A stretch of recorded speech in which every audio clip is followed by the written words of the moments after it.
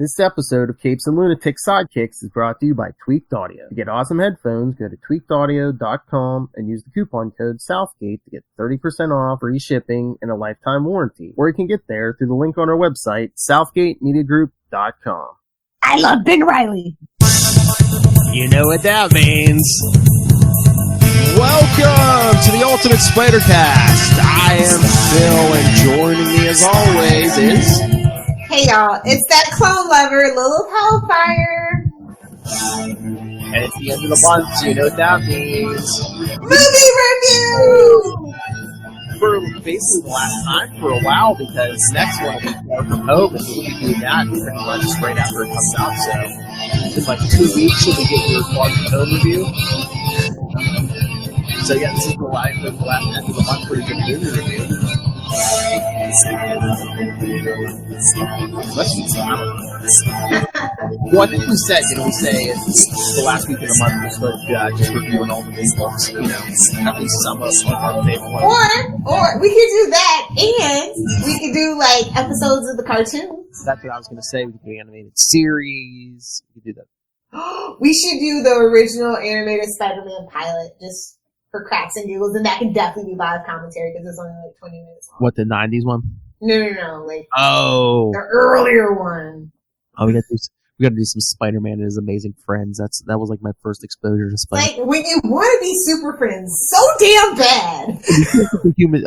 I think they said they wanted the Human Torch. So they were like, no. But then they settled for Firestar, and I think someone was like, oh yeah, why don't you have a female on here, girl sausage party. Maybe get some girls in here. Anyway, so yeah, okay. So I'm gonna be nice to this movie. I really actually enjoyed this movie when I watched it the first time in theaters. Because I didn't have to pay to actually see a Marvel movie. It made really good. And I don't know, have I told you guys I have like a slight obsession with John Francis Daley? I feel like that's come up at least twice. So he is one of the screenwriters. Yes, that John Francis Daley, Mr. Face himself from Freaks and Geeks and from Bones. Yeah.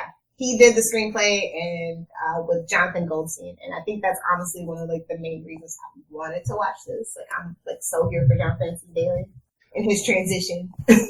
Well, yeah, I mean, I love the MCU. Spider-Man's one of my favorite characters, but again, another damn British Spider-Man, another one. I really don't have that much problem with it, but it's just like, again, with high school. I mean, I know it's for the kids. It's for the kids. They want that sweet, after school money. They can't get the nerds for their money for the comic books. They're going to get them for the movies, bro. And again, like we said, I think, they want to, it's the MCU. Plus with the whole MCU franchise thing that they were building, it couldn't have been college. Yeah, they want a Spider-Man who can carry 10 years. At least you don't have to worry about a growth spurt. He's over 21, so. Mm-hmm. Exactly. But, I mean, at least we didn't get Uncle Ben. We didn't get an Uncle Ben. Which we should have, though. Honestly. Like, especially I'm skipping ahead, but like the biggest glaring moment that I feel that Uncle Ben could have been brought up and not, like, just brought up is when they were, like, trying to tie the tie. It was just like, oh, I wish Uncle Ben was here. Yeah, I don't understand why they didn't, like, at least... They didn't even mention it. Or, just like one of your classic Batman scenes, Peter just wakes up from a nightmare one night, just like hearing a gunshot or whatever. Yeah. Something. Yeah. But, it was a choice. And I feel like, and then now it's too late. We're just going to have to gloss over that unless he's really Mephisto. I'm just saying. Well, I guess maybe because they're just like, between the Toby stuff and the Garfield stuff, they're just like, yeah, people know the origin. I mean, I think besides. But I'm not saying do an origin, but you should at least make reference. I mean, it's his reason d'etre. You know what I mean? They should have at least mentioned it. Yeah, that's right. But that's that. So that's like one of my only like really bones to pick with this, outside of the whole MJ thing. Like, I love Zendaya. I just didn't love her in this role. I actually like the Vulture's daughter way more. Oh yeah, Liz. Yeah. So I really love this interpretation of the Vulture. I thought Michael Keaton really, really killed it. And I just love the twist with the daughter too, because it's like, yeah, we know he's Adrian Toomes, we know he's the Vulture. But you're thinking the whole time that MJ is really the Vulture's daughter because she's never at home, she's got this attitude, and you're just like, something's going on with one of these girls. It's like you never see the wife, so you're never thinking. Yeah, exactly. What color is his daughter? And then it's like, this character who's been around almost as long as Spider-Man, and they still surprise you. It's just like, oh. Yeah, I like this fresh take on it. I love at the beginning of the movie where they're cleaning up. They show his like motivations, which in the comic books it took like how many years to actually get even an origin for him. Scroll over to sidekicks if you want to know. No, we are on sidekicks, so. God damn it! Edit that. I'm drunk. Leave me alone. I'm too drunk for this. But truly. But no, I get it. I do like that they give him like an origin and they give him a motivation. It's like, oh yeah, yeah. It's something you can sympathize with. It's almost like an allusion to like factory workers who lose their jobs to innovation and AI. Yeah. So like I felt that was like actually really super sympathetic. The rich and especially that Tony Stark. Yeah. It's like one of the best films in the MCU. Mm-hmm. I mean, it is the 23rd movie. It's about damn time we got an interesting villain, but right? It's the 23rd movie. I don't know. Wasn't Endgame like 22 or something? Yeah, it might have been more like 18 or 20. But they had done. So. Yeah. Although this was like a joint thing with Sony, wasn't it? I mean, as in Sony got money on the back end. I don't think they really had any input or anything like that. Versus Marvel actually, when they do stuff, actually has the input about it. Sony just gets the money. It's like, well.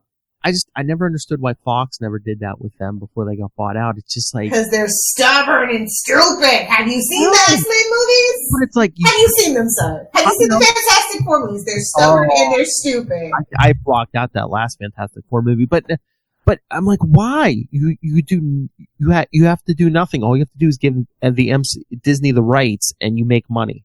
It's Fox, man. Like we should. That's like a conversation we need to have, and we definitely need to have a conversation about like Warner Media sometime soon too, because honey, it is a mess over there.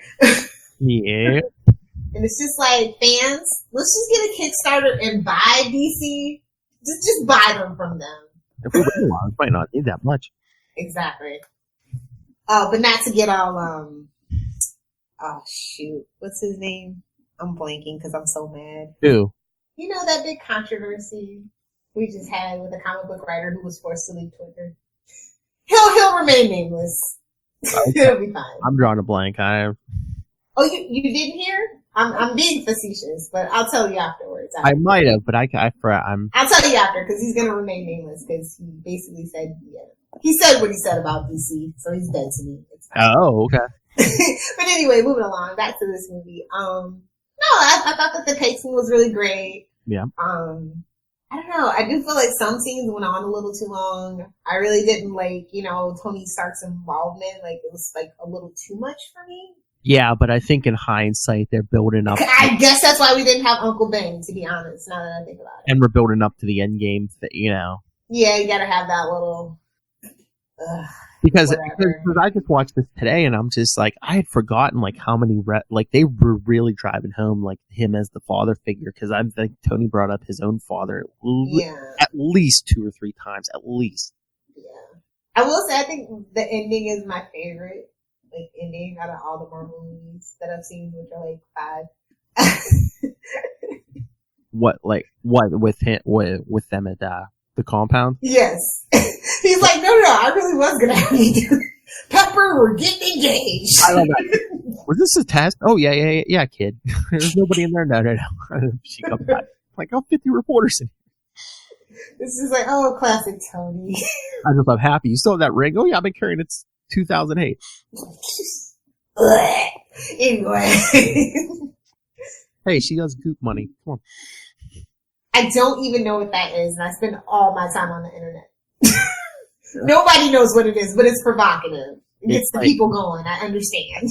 It's like jade eggs for women to put in inappropriate places.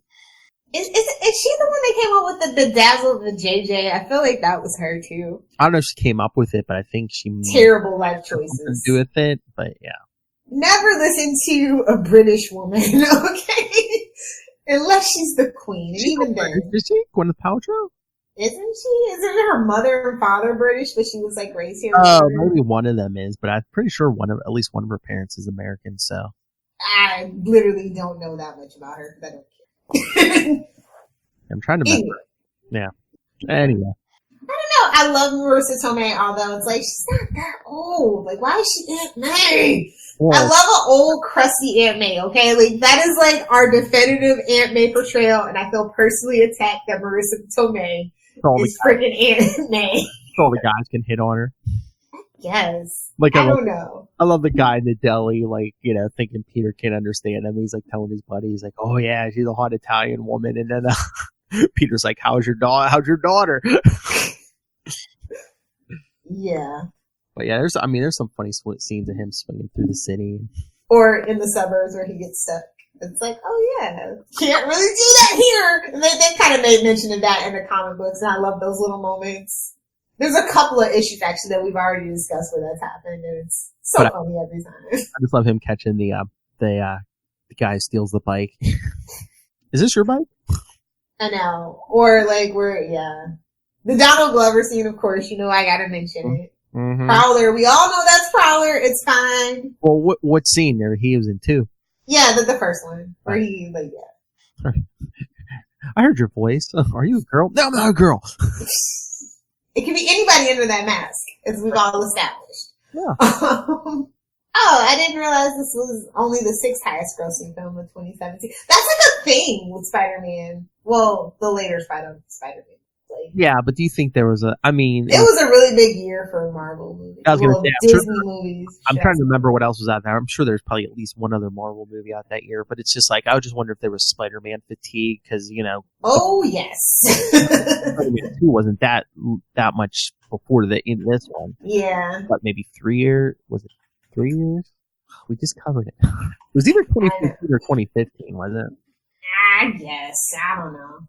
But so Beauty and the Beast was number 1. Then you had, this was the year of the Fast and Furious franchise. It was the year of Sony, really. Sony and Universal were keeping that from like 2015. They had like a lot going. Yeah. But it was a Disney movie. It was Beauty and the Beast. That was the number 1. And then it was The Fate of the Furious. And then you had, Guardians of the Galaxy was 5. Despicable Me was 3. Wow. Yikes. Despicable Me 3 beat Spider-Man. That is rough. I'm trying to remember.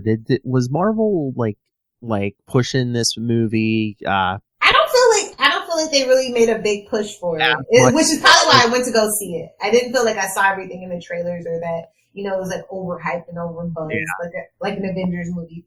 I just wonder if they weren't promoting this one as. They did, but maybe not as hard because they were sharing profits with Sony. Yeah. Oh, nice conspiracy theory, Philip. That's an interesting theory. And probably true, because Disney is #petty. They are. And I can't remember if I imagined this, but didn't Disney get all the merchandise, all the profits from the merchandise? You probably have to ask Charlie. I really don't care about stuff like that on the Marvel side. Yeah, but I'm just saying. I'm just wondering if they're like, oh, who cares if the movie's number 1 or not? We'll make all the money on the toys and the underwear and stuff. Sony does have the rights to the video games where Disney does not. So that made a crap. Dude, if you have not played Spider-Man on PS4, just buy a damn PS4. It's worth it.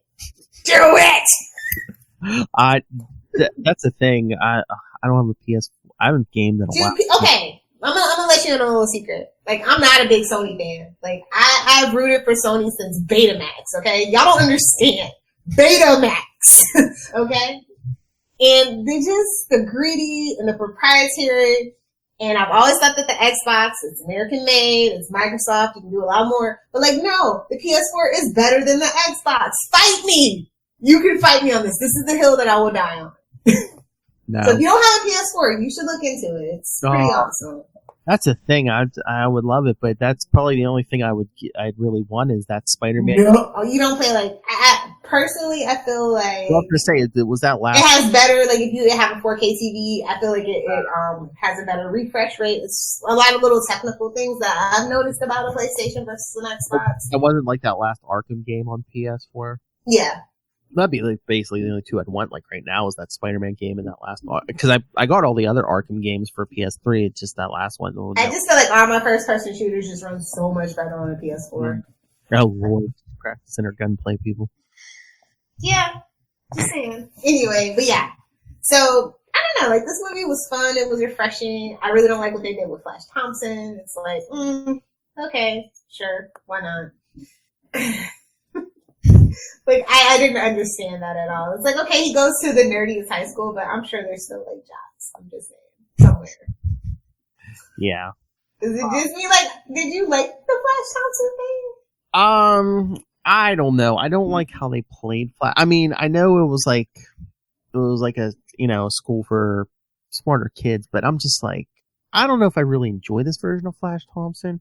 I haven't liked you know what? The last version of Flash Thompson that I liked, and even though he wasn't blonde, y'all know, it was baby Joe Manganiello. Mm-hmm. That's my favorite cinematic Flash Thompson. I don't know. It's just like, they want to play him for laughs. I get it, but it's just like, they play him as dumb, and it's like, you can't be dumb and be in the school. And he's not a jock. He's not like really a jock, so it's like a terrible DJ or something. I don't know what his deal was. Like he was tiny and he was like Rico from Hannah Montana. Oh, after your time. Sorry, folks. He was Rico from Hannah Montana with a bad attitude. He was rich. That was his thing. Well, rich is a superpower. I mean, we are American. Let's just acknowledge that. Because even going to the homecoming dance, he was driving daddy's expensive car, and took his date to some expensive restaurant with a. But can we talk about that Montana was in this one? I was just like, okay, let's dig deep. Yes. Who? Montana. Jackson Bryce. Like where Peter is talking to that dude or whatever, he's selling the weapons to Herman Schultz or whatever. Oh, is that who that was supposed to be? Yeah, with Shocker. Yeah, that's who that was supposed to be. A first Shocker. Yeah. I don't know. That was like a joke. I kind of thought that was kind of funny because it's a very transient identity. I think then in Ultimate's the early days of Ultimate Spider-Man, like Spider-Man would like deck the first Shocker a couple times, and someone else showed up with the tech or something. Yeah. I think, yeah. But yeah, I thought that was kind of funny. I was like, Montana, you dug a little deep. I appreciate you. Somebody's a nerd. Whoever wrote this script was John Francis Daly's a super nerd. Oh, and just Donald Glover talking about his nephew. Yeah, you're just like, we know. I don't think y'all can say it because of Into the Spider-Verse, but we know. They got the. Did he actually name drop him? No. I can't remember now. He just I know they said his name was Aaron Davis, but no, he just said his nephew. Yeah. Yeah, it's like, oh, y'all can't drop that. Yeah, that's what I thought. Because I remember seeing that in the movie theater. I was like, y'all can't drop that because Into the Spider-Verse. Well, we got the 5-year snap now, so who knows? I don't know, because they're making plans for Into the Spider-Verse franchise. I don't know how that's going to work out. Sony's petty. I'm telling you. They are petty, but it's like, why wouldn't you? It's like, that's good advertising for your Spider-Verse stuff. But, like, Disney does do a thing with certain characters, especially characters of color. Like, look at that whole Wreck-It Ralph and the Princess Frog thing. Like, I don't know. I feel a way about Disney and their representation of POC. Like, I do. I'm just gonna be real. Like, the whole Moana thing, like, it's a thing. The Lilo and Stitch thing, like, maybe we just keep this one. Let Sony have that. Mm-hmm. They didn't F it up. Like, let's just let them run with it until they mess it up, and once they mess it up, then we can give them Marvel the fix. I think that's what we should do. Yeah. But yeah. Anyway, I do not welcome my mouse overlords. Like I keep trying to tell y'all, it's not a good thing. But you mentioned Zendaya before. What did you think overall of her? I feel like this is a case of Jason Momoa. It was just Zendaya. Like, I like Zendaya. Like, I've seen her in other stuff. And I just felt like it was kind of like Zendaya being Zendaya. Moody, kind of petulant, and kind of like, this activist with this attitude. Like, I just felt like it was Zendaya being Zendaya. I'm sorry. I know. Y'all know how I feel about that. It's like, well, they hired you to act, so act. Don't be yourself. I mean, you don't think they just wrote that part and it was just like, who could we get? Hey, how about Zendaya? Which is something that I actually hate. Like when they do that. It's a thing. Like, I kind of was like making a joke. It's like, oh, they get Michael Keaton to play the Vulture after Birdman, which is a fantastic movie with Emma Stone. Like, oh my god, if you haven't seen it, please watch it. It's great. But I just thought that was kind of funny. I was like, he also was like a Batman, Batfly. Like, I don't know, like it's a thing. Yeah. I don't know. But no, I think my favorite like small character was who did Tyne Daly play? Like they're like cleaning up all like just the some kind of like government official or something. Yeah, the government officials where they're cleaning it up and they're being all like sassy. I was like, that's Tyne Daly. Hashtag judging Amy. That's my jam. Or no, Cagney and Lacey. What? Shout out to all the kids raised by their grandmothers after school. Or no, was she like someone from Damage Control? Yeah, she was from Damage Control. Yeah. So yeah, I thought that was really cute. I was like, oh my god, they got deep. Yeah, I was gonna say your deep dives, man. Damage Control. Yeah, I really enjoyed the score and the music. I think the music was by Michael Giacchino. And then the cinematography was really great, especially like out in the suburbs and like when they were on that field trip. It was really good. That was Salvatore Totino that did the cinematography. Like I'm so looking. I hope he's on the. Usually I think it's the same director, right, for the next one. I don't know. It was directed by John Watts. Usually, like when a movie does good, they keep the same director, and the director usually keeps the same cinematographer. So I hope that's true for this one. I love the scene. I love the stuff at the monument. Yes, and you felt like it actually felt like it had stakes and stuff. Yes. Which you're like, but he's Spider-Man. Of course we know he's gonna be okay. But you still felt it. Oh, diving over that helicopter. Yeah. Did you see this one at IMAX? No. No. Yeah. You guys know I don't do IMAX or 3D because I get sick. Yeah? Yeah, I do. No, I just did it because we talked to Luca and he wasn't going to keep the, either 3D glasses on. There's not really like a big IMAX near us. Like we have to like drive a little bit, to get to an IMAX. Oh, okay. I mean, it still look great in the theater, even, Yeah, definitely. I love Flash. That was a good Flash, though, when Peter falls down the elevator shaft. He's like, "Are you really friends with Peter Parker?" Jerk was. Oh, what about Ned? I mean, I guess you got to give ample Americans some representation. Well, I really didn't watch it, but I think he might be from that 2007 Spectacular Spider-Man animated. I think he had a friend named Ned in that. Who was like in. But it's not the Ned from the comics either, though. No. So I don't know if they pulled that from that 2007 animated series, maybe, or if he was supposed to. Did anybody even watch that? No, like I said, I didn't, but I heard about it. I don't know, like. They just don't make cartoons like they used to. That's all I'm saying. It's like, give me my, like, Amazing Spider-Man number 18 Ned. You know what I'm saying? Like, yeah. Like, it's okay. It's a comic book. Like, you don't have to force, like, everything. I mean, we got a lot of deep dives in this. I mean, Betty Brant. Yes, you know how I feel about that. And, like, I think Charlie was said when we were talking Endgame, I mean, she could be, now she is older than Peter because of the snap. Yep. As long as she wasn't snapped too.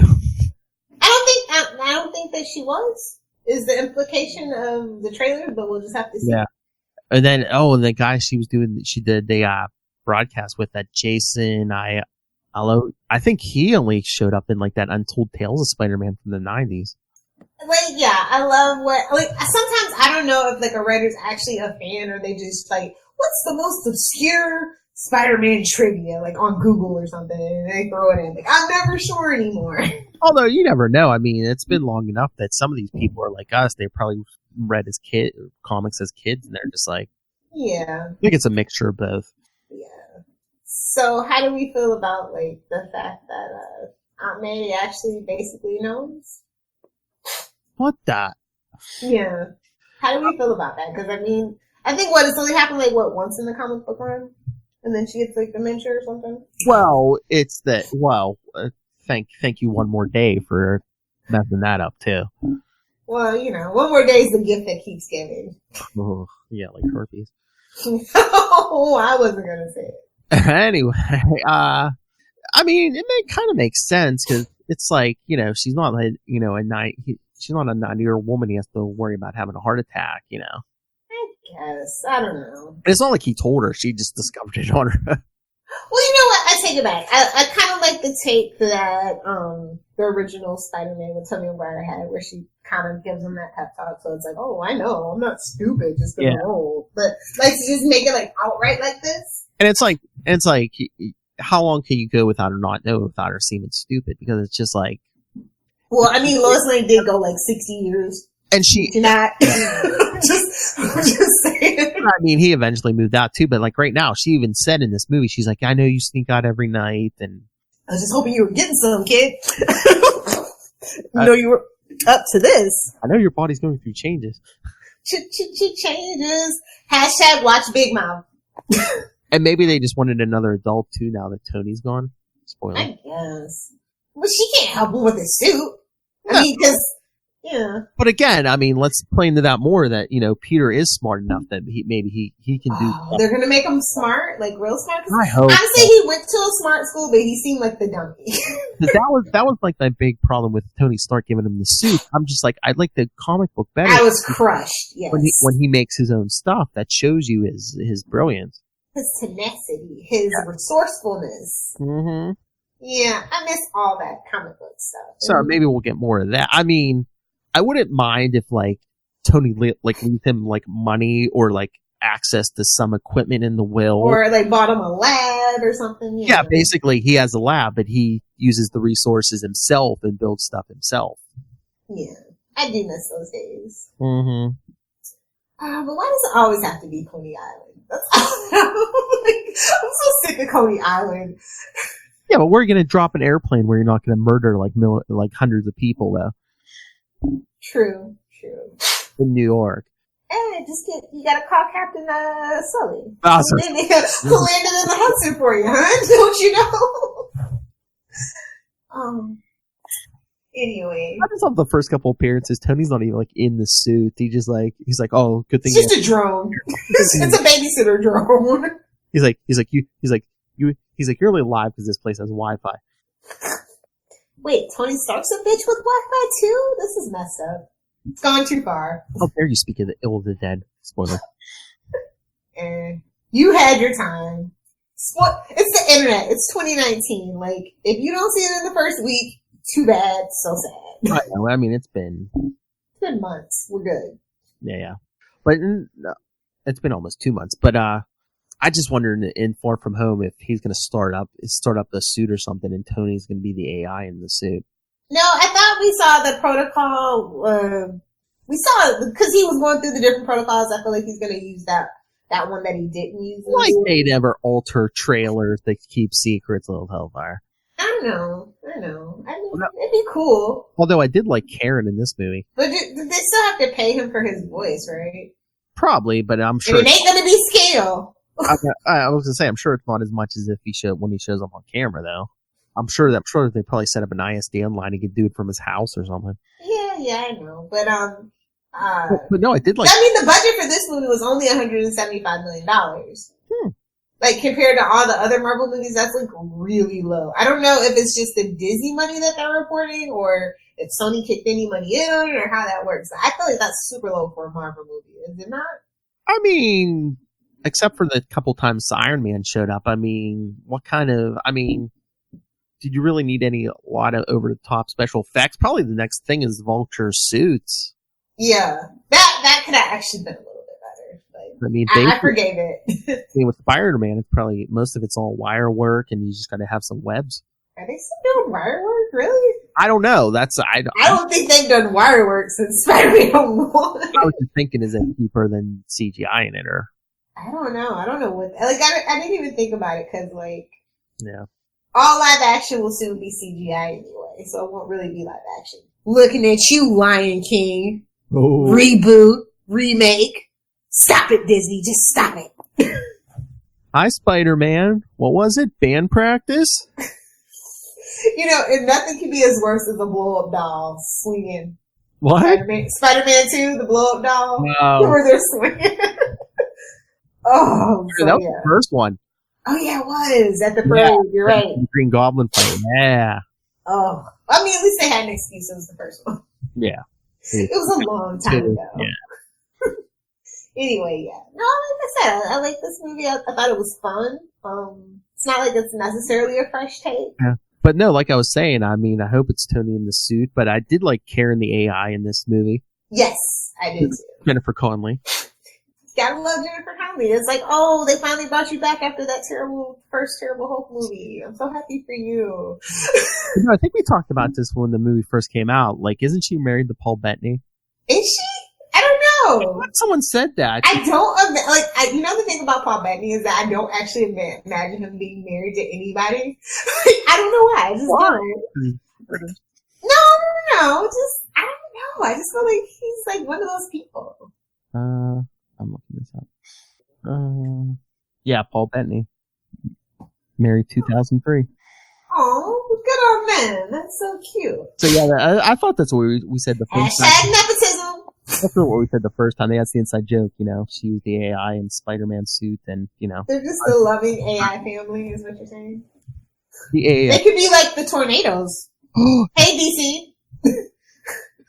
The AI family. Oh God, don't give them ideas. It's like season 6 of freaking Legends. Don't do it. Jennifer Connelly could be Jocasta. Or did I say that wrong? So Charlie can yell at me. Charlie's gonna yell at you. He's gonna yell at you. Don't worry about it. Anyway, no, like this movie's so adorable, but like I feel like it was a little too sugar sweet in a lot of places.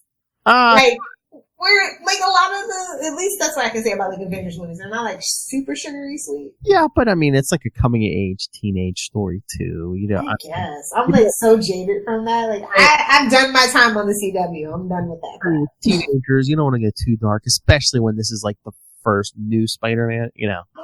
But the limo scene, well, not the limo scene, with the dad. Oh, yeah. The dad, when they figure each other out. That was, loved it. He's like, oh, Liz, yeah, let me give Peter the dad talk. And he's just like, listen, he's like, I love it because kind of a deal. He's like, you know what? Walk away.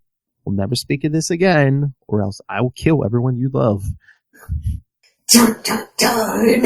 But in Peter's defense, man, he went right for that costume under the lockers and right out the back door. Poor kid. Can't never have a normal day. Had to save that plane full of Avengers junk. Oh, God. I was like, let him steal an Iron Man suit. Like, Tony Stark can't shut that thing down in 2 seconds. Well, let's be real. Y'all know I love Tony, but he is the captain of bad decisions. He just let that crap play out. Because that's Tony. I know that nobody guarded that plane. It's like, the whole thing was remote controlled, right? Not even some S.H.I.E.L.D. agents? S.H.I.E.L.D.'s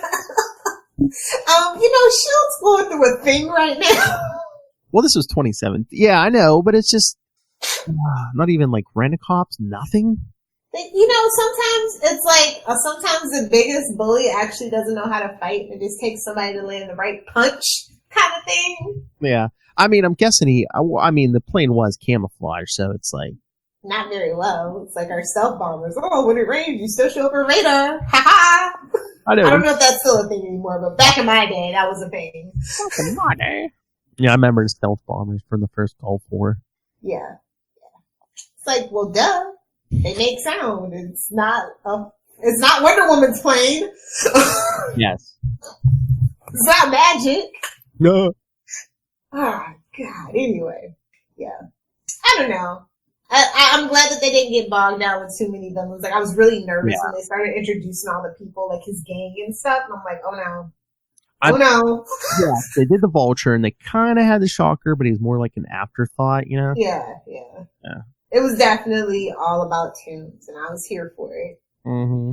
I was really proud of them, though. Like I said, I was really proud of the villain work that they did for this. Oh yeah, Michael Keaton, very menacing, like we said, even especially in that car scene. Oh my God, yes. And to think he was Mr. Mom to quote Batman. We don't talk about that. Why?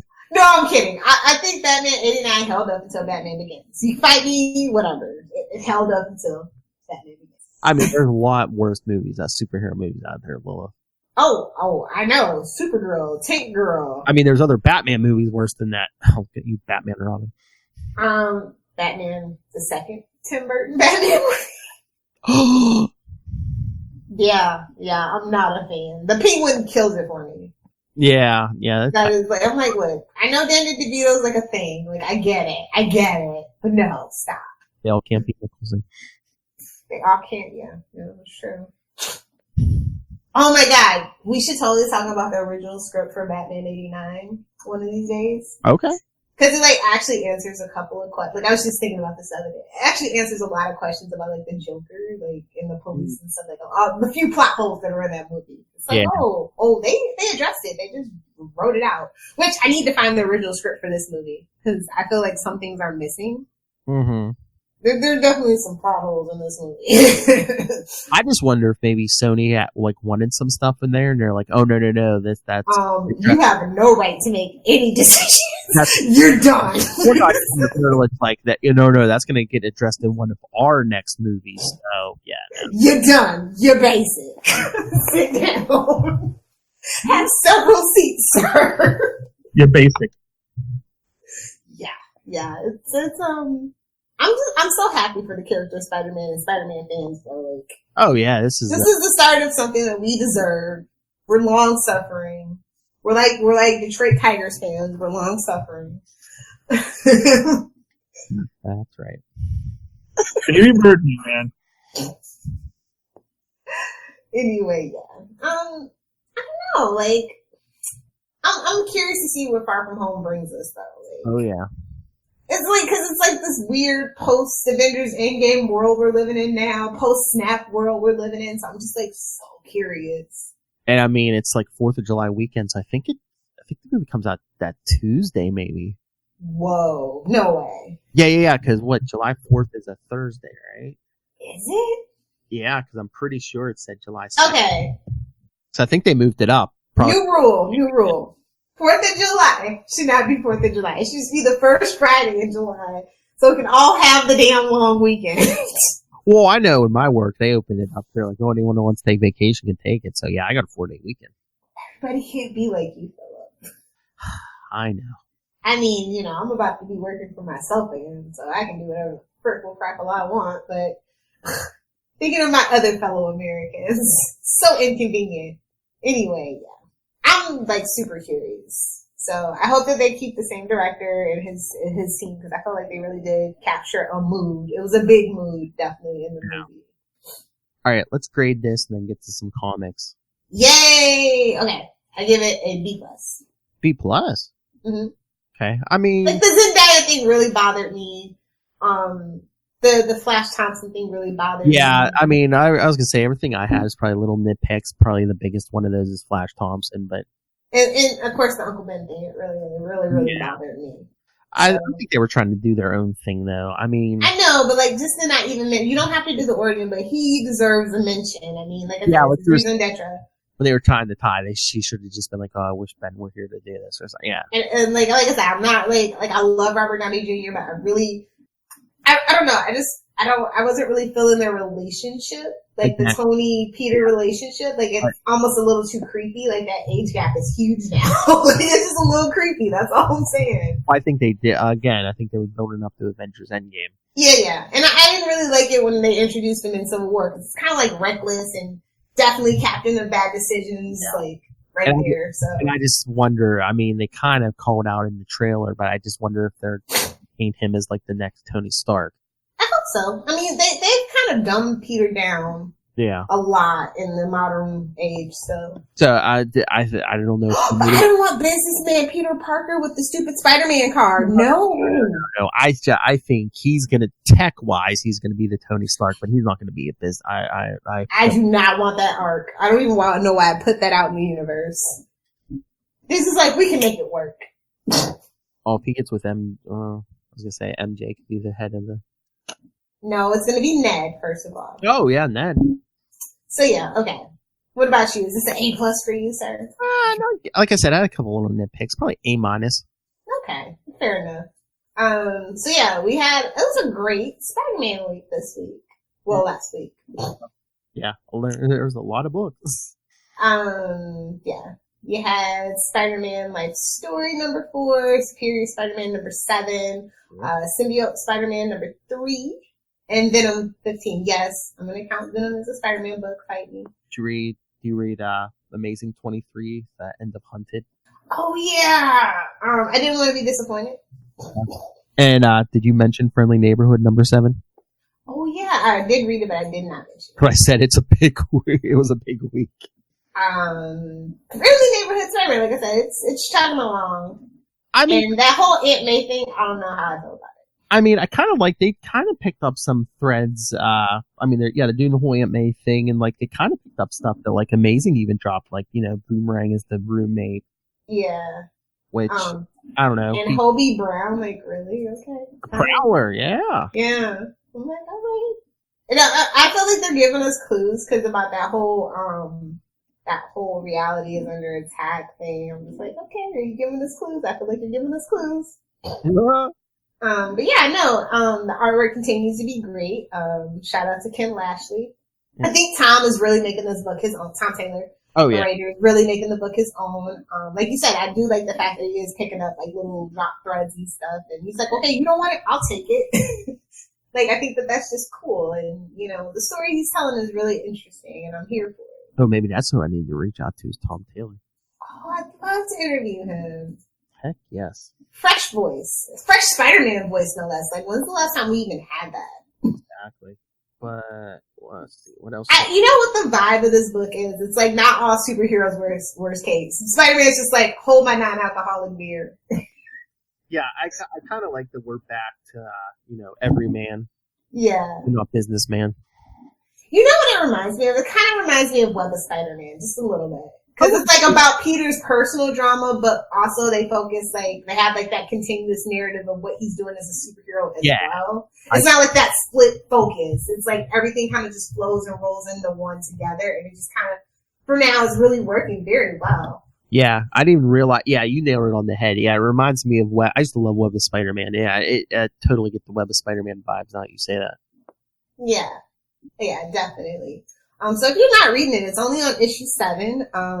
And I feel like this is one of those books that you can actually kind of just pick up, like at least right now. You can just pick up and just go. You don't really have to go back and read that. Except for like the Aunt May thing, it's kind of like nobody cares about Aunt May. You can. Well, I was going to say this issue was like the start of the new arc, basically. Yeah, it's like okay, he's fine. Yeah. Help the homeless. Well, at least they're giving her something to do instead of just being old and feeble at home. Yeah. I mean, they know their readers are aging, so I know. They're trying to pander to us, though. Oh, but you said you read Symbiote Spider-Man? Yeah, and like I said, that like I wasn't expecting much from this book. Like when they first, I was like, oh my god, they really are trying to milk Spider-Man is the new Wolverine, but I actually like this book. Well, that's what I'm so far. I might have cracked the code on this, but when Charlie and I were talking about this the other day, I know Charlie has this theory about how in Far From Home, we're going to get a symbiote, but it's going to be more like science-based and not like an alien. Oh, that would be really cool. But let's just be real. It's Peter David writing it, so we're going to love it regardless. Well, yeah, but I'm just thinking maybe they're going to do that in the movie. Maybe that's why Peter. Oh, you feel crumb trail? Is well, I mean, in this we have Mysterio basically blackmailing Black Cat to get a piece of the symbiote. So yeah, I'm thinking Peter's going to have something to do with a symbiote. And honestly, I really love Kingpin as a Spider-Man villain. Yeah. I don't know. Like, I don't know. Maybe it's because like I grew up with the 90s Spider-Man cartoons. Yeah. I don't know what it is, but I really, really enjoy him as that. So I like that. Oh yeah. And Black Cat was actually super, super like not annoying in this one. And just that beautiful Craig Land artwork. Of course. Yeah. Of course. Yeah. But I just love she used she had knockout chemicals in her lipstick, but meanwhile Peter did not seem to have lipstick anywhere on his face. On his face, sir. On his face, I know. Wait, this isn't Wade's World. We can't be speculating about lipstick spackled genitalia. It's a medical term. Dong is a medical term until Rob Southgate tells me otherwise. Until we actually listen to one of these. He's gonna have to wade through so many, it ain't happening. Anyway, yeah, I enjoy Peter and Greg together. Like, this is so fantastic. Such a great book. But like, this is also like, I love that they decided to do this because you're like, yeah, this is a great time in Spider-Man's like quote unquote past to explore. Oh yeah. It's like, why has nobody ever thought about this? And then also, like a lot of people felt like this book was going to be like B level, but it's like, dude, Peter David's on it. It's like, no, that's not what this is going to be about. And when I foul this, it's going into, around the time frame it's taking place. Or, it'll fit in nice in those Amazing Spider-Man issues. Oh, definitely. And see, that's the thing. It's like, I really do feel like, the comic book, like, industry knows that, like, young kids are into, like, web comics. They're not into, like, actual, like, old school comics anymore. Yeah. So I feel like this 80s nostalgia is just, like, really, like, oh, yeah. Hey, y'all, we give up. We're gonna cater to you.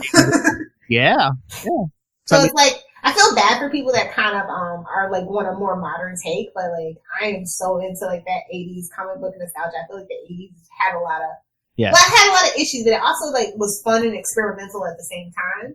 Yeah. A lot of great stuff came out of it. So, like, I'm just so here for this book right now. I mean, yeah. I mean, it makes sense that they have Peter David write it because he was writing in the exactly.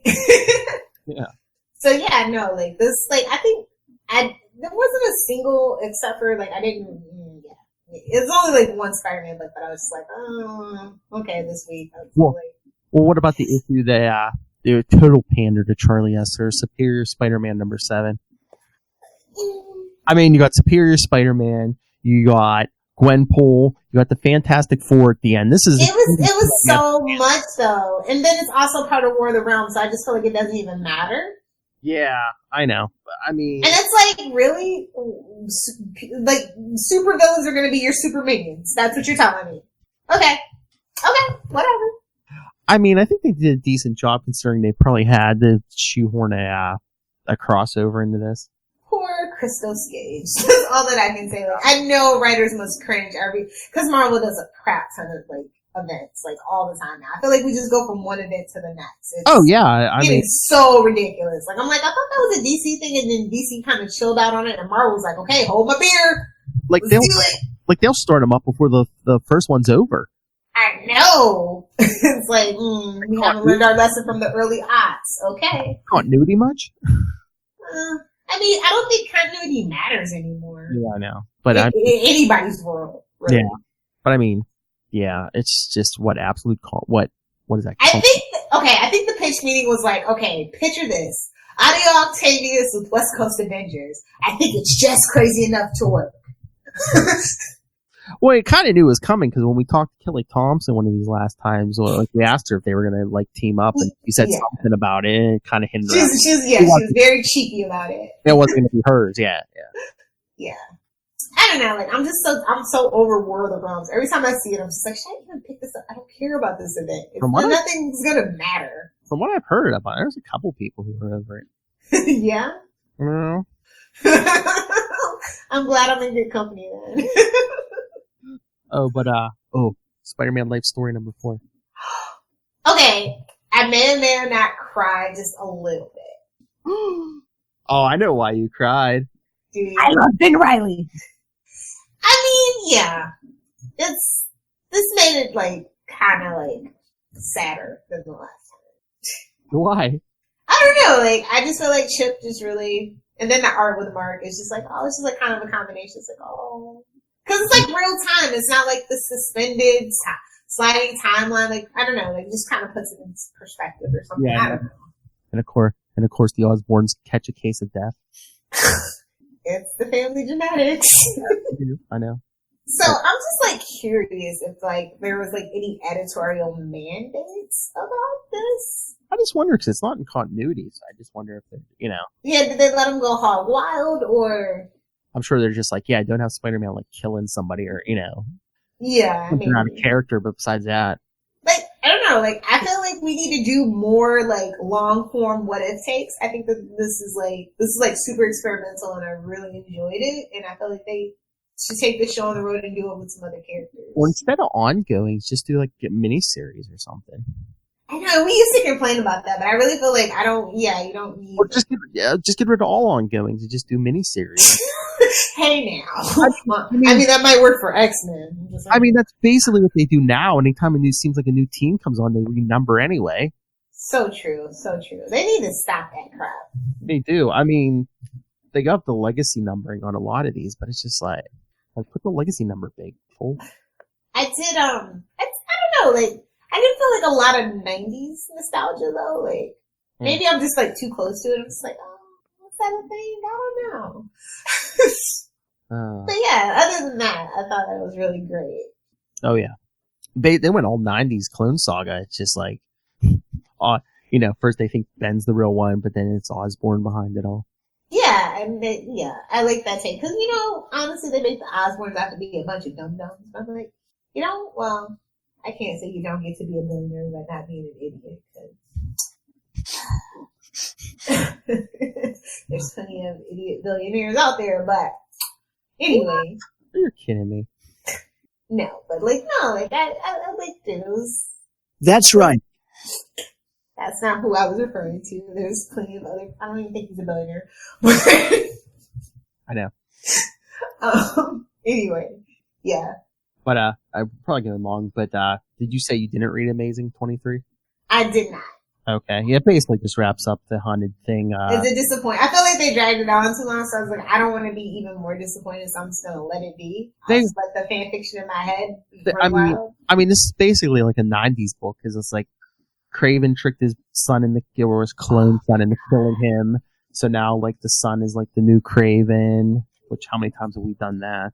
Yeah, right. And then one of the guys burying Kraven turns out to be the Chameleon.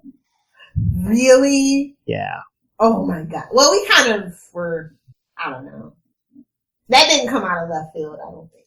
Oh, we didn't get a chance to talk about it. What was that, like a week or two ago? Did you read Black Cat #1? No, I wasn't interested. I mean, it was all right. You know who they brought in? Who? A name you haven't heard in a while. No. I guess it's the person who taught her father all his burglary skills. Oh. The Black Fox. Yeah, no. Oh. Okay. That's a choice. I'm like, you haven't heard of him for a while. That's a hell of a choice. They go deep. All right. Well, I didn't read Venom. Did you say you read Venom? Yeah, of course I did. Why are you not reading Venom? Not just me anymore. He's like, I got too many books, and Luca needs a college fund, damn it. Exactly. I know for you and Tristan Esser. It's more realm still, but it happened. Oh, but it's like war witches and stuff, and it was fun.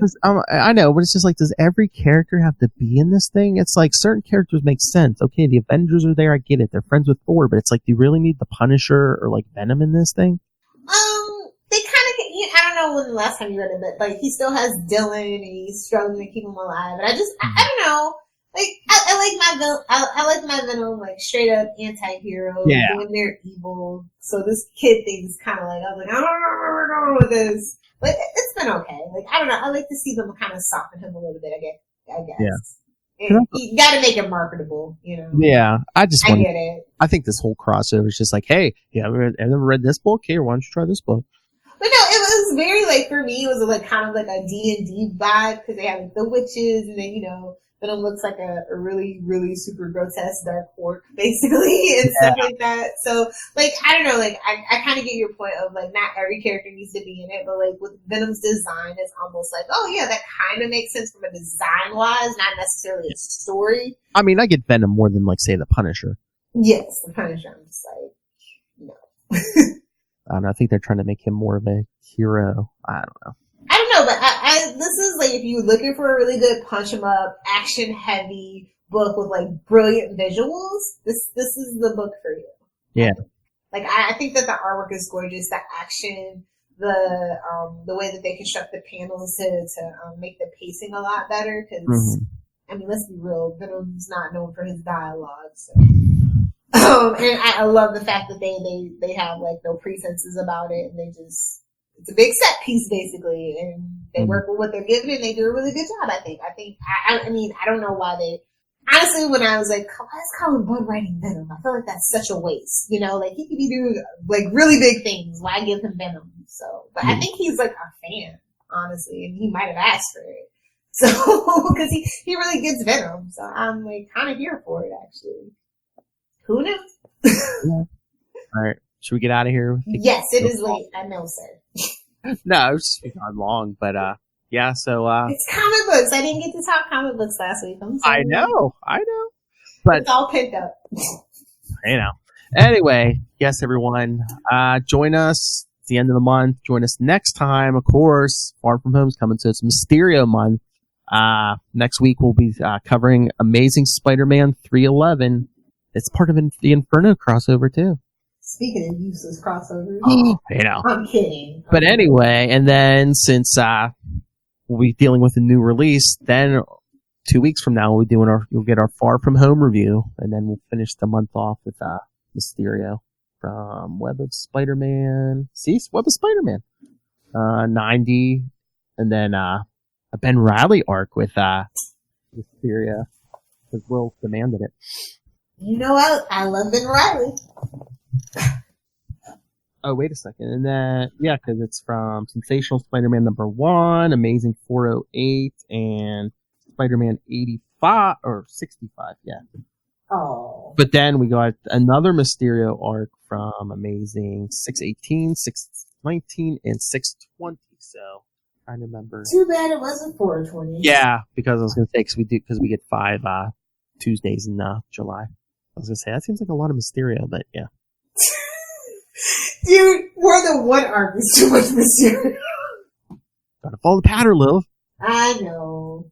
Alright, so send your thoughts on any of that. Do your homework. Like you said, next week, Amazing 311. Email us, capesandlunatics@gmail.com, facebook.com, Ultimate Spidercast, @ULT Spidercast on Twitter. Follow CL Sidekicks on Instagram. The voicemail, 614-382-2737. That's 614-38-CAPES. And go check out capesandlunatics.org before the vulture steals it. And Lilith, where can people... LuckyStole.com, I will find you. Oh. Fight me, nerd. Yes, if you nerds want to fight me or discuss any controversial opinion I've had tonight here on the podcast, you can find me at Lil Hellfire on Twitter and at Lil Hellfire69 over on the gram. Horny and angry. Yes, my only 2 emotions. I know. I'm working on it. Oh my. Patient, that's it. That's good. Alright, everyone. Thank you for joining us for Vulture Month. Come back for Mysterio. Like you said, 2 weeks until Far From Home. Send your thoughts on that. Maybe I'll get to see it.